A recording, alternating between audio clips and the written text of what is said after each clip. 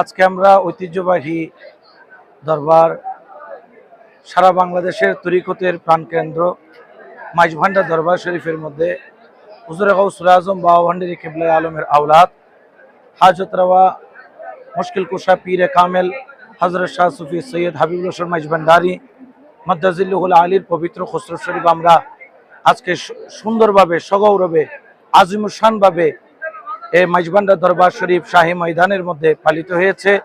লক্ষ লক্ষ আশেকান মুহিব্বিন জাকিরিন মুরিদিন সবাই সমবেত হয়েছে। বিশেষ করে আজকের এই খুসরো শরীফ এটা কোরআন সুন্নাহর কোনো বিরোধী কর্মসূচি নয়, এটা কোরআন সুন্নাহর একটি অন্তর্গত কর্মসূচি। এবং এই ব্যাপারে যেমন আমরা শুক্রবার জুমার নামাজ আদায় করি, এই জুমার নামাজ আদায় কেন করি এই ব্যাপারে একটি হাদিস শরীফ আছে, এটা দিয়ে আমি একটু খুসরো শরীফের দলিলটা দিয়ে আমি আমার আলোচনা শেষ করব। সাহাবাই কেরামগণকে রাসূল পাক সাল্লাল্লাহু আলাইহি সাল্লাম ঘোষণা করেছেন জুমার দিন হচ্ছে উম্মতে মুহাম্মদের জন্য ঈদের দিন। সাহাবাই কেরাম প্রশ্ন করলেন, ইয়া রাসূলুল্লাহ, জুমার দিন ঈদের দিন বা শুক্রবার ঈদের দিন, কেন ঈদের দিন? বলতেছে কারণ শুক্রবার আমরা জুমার নামাজ পড়ি, এই জন্য জুমার দিনটা হলো ঈদের দিন। তখন সাহাবাই কেরাম আবার আরজ করলেন, ইয়া রাসূলুল্লাহ, যদি কিছু মনে না করেন আপনার কদমে আরজ, যে শুধু শুক্রবার কেন ঈদের দিন হলো, শনিবার কেন হলো না, রবিবার কেন হলো না, সোমবার কেন হলো না, সবগুলো তো আল্লাহর দিন, শুক্রবার কেন এত দামি ঈদের দিন হলো? তখন রাসূল পাক সাল্লাল্লাহু আলাইহি সাল্লাম বলতেছেন, ওয়াফিহা কুবিজা ওয়াফিহা খুলিকা আদামু ওয়াফিহা কুবিজা, কারণ এই শুক্রবারের দিন আদম আলাইহিস সালাম জন্মগ্রহণ করেছেন এবং এই শুক্রবারের দিন আদম আলাইহিস সালাম দুনিয়া থেকে পর্দা নিয়েছেন। জন্ম এবং পর্দা নেওয়ার কারণে শুক্রবার উম্মতে মুহাম্মদের জন্য ঈদের দিন হয়েছে। সুবহানাল্লাহ। তাহলে বোঝা যায় যে পয়গম্বর আলাইহিস সালাম বাবা আদমের আমরা জন্মদিন বা ওনার খুসরো শরীফ প্রত্যেক শুক্রবার পালন করছি, সেহেতু যারা আওলাদে রাসূল বা আওলাদে ওলি ওনাদের খুসরো শরীফ পালন করা এটা কোরআন সুন্নাহর বিরোধী নয়। আর এখানে আমরা যারা এসেছি গাউসুল আজম মাইজভান্ডারী কিবলা আলমের বেলায়েতের খুশবু পাওয়ার জন্য, আলেম আর ওলির মধ্যে অনেক পার্থক্য রয়েছে, ওলির মর্যাদা অনেক উপরে। এই জন্য ইমামে আজম আবু হানিফা রাহমাতুল্লাহ আলাইহির মতো ব্যক্তি বিশাল ব্যক্তি আপনার এই বড় বড় মুজুব ওলিদের সুহবতে ছিলেন।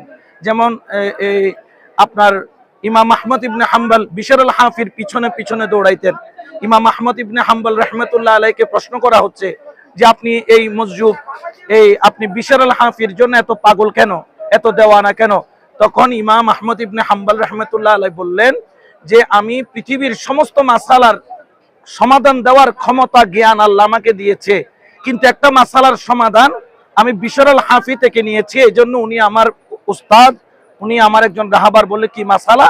বলে যে মাসালা পৃথিবীর আমি কোথাও কিতাব দিয়ে সমাধান করতে পারি নাই, ওই মাসালা হচ্ছে আল্লাহ পাওয়ার মাসালা। আল্লাহ পাওয়ার মাসালা আমি বিশারুল হাফির কদম থেকে, আমি ওনার সুহবত থেকে আমি এই জ্ঞান অর্জন করেছি। এবং এই জন্য ইমাম আহমদ ইবনে হাম্বল উনিও আল্লাহর ওলির দেওয়ানা ছিলেন। এবং আমাদের মাযহাবের ইমাম ইমাম আজম আবু হানিফা রাহমাতুল্লাহ আলাইহি তিনিও তার অনেক ওলির মধ্যে বেহিলুল দানা নামের একজন ওলি ছিল, যে কিনা একজন মসজুব ছিল। হ্যাঁ, উনি একই কথা বলেছেন যে দুনিয়ার মাসালা আমি সমাধান দিয়েছি, আল্লাহ পাওয়ার মাসালা বেহিলুল দানা থেকে নিয়েছি। তো এই জন্য আল্লাহ পাক পবিত্র কোরআনে বলছেন, ইয়া আইয়ুহাল্লাযীনা আমানুত্তাকুল্লাহা ওয়া কুনু মাআস সাদিকিন, তোমরা ওলি আল্লাহর সঙ্গী হয়ে যাও, সাথী হয়ে যাও। এই জন্য আজকের এই মহান পহেলা শ্রাবণে লক্ষ লক্ষ মানুষ এখানে জমায়েত হয়েছে। এবং আল্লাহর ওলির সাথে মহব্বত রাখা, রসুলের সাথে মহব্বত রাখা, আল্লাহর সাথে মহব্বত রাখা। মান আদালি ওয়ালিয়ান ফাকাদ আযানতাহু বিল হারব, যেই ব্যক্তি আল্লাহর ওলির সাথে দুশমনি করে আল্লাহ পাক তার সাথে যুদ্ধ ঘোষণা করেছেন।